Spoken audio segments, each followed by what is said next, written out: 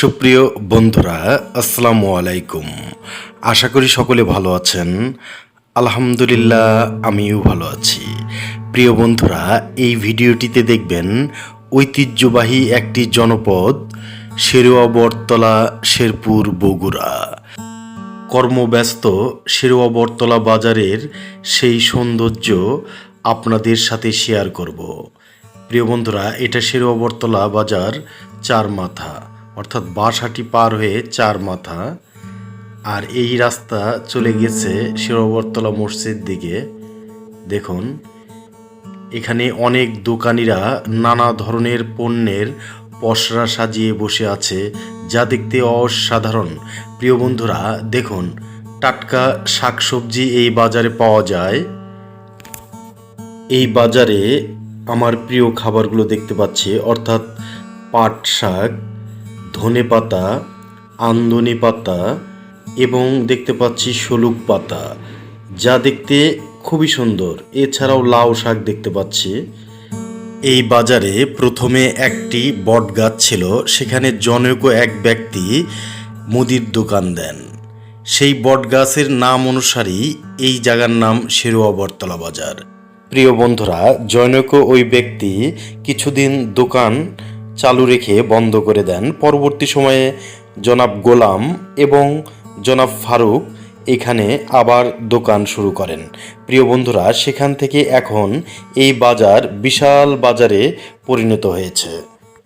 শেরুয়া বটতলা বাজারে বিশিষ্ট সমাজসেবক জনাব আব্দুল বারী মির্জা সাহেব প্রথমে এখানে একটি মসজিদ নির্মাণের উদ্যোগ নেন। পরবর্তী সময়ে এই মসজিদটি নান্দনিকতা প্রকাশ পায়। খুবই সুন্দর এই মসজিদটি, দৃষ্টিনন্দন এই মসজিদটি অনেক দূর থেকে দর্শনার্থীদের দৃষ্টি আকর্ষণ করে। প্রিয় বন্ধুরা, দেখুন, এই বাজারে নানা ধরনের মুখরোচক খাবার পাওয়া যায়। এগুলো ফুল্ল, আর এই ফুল্ল একটু খেয়ে দেখছি কেমন। বন্ধুরা, খেতে অসাধারণ, দারুণ, খুব সুন্দর। প্রিয় বন্ধুরা, এই বাজারে নিত্য প্রয়োজনীয় সকল পণ্যই পাওয়া যায়।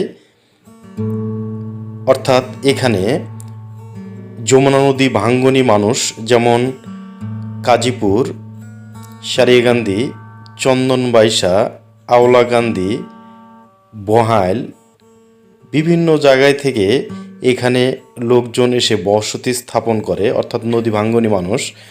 তারা এখানে এসে মিল চাতালের ব্যবসা করে অনেক স্বাবলম্বী হন এবং এই বাজারটিকে অনেক সমৃদ্ধ করে তোলেন।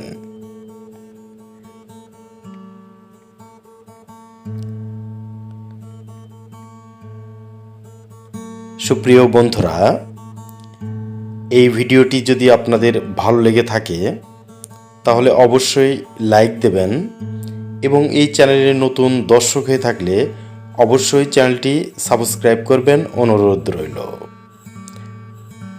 আজ এই পর্যন্তই বিদায় নিচ্ছি।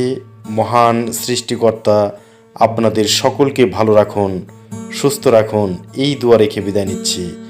আসসালামু আলাইকুম ওয়া রাহমাতুল্লাহ।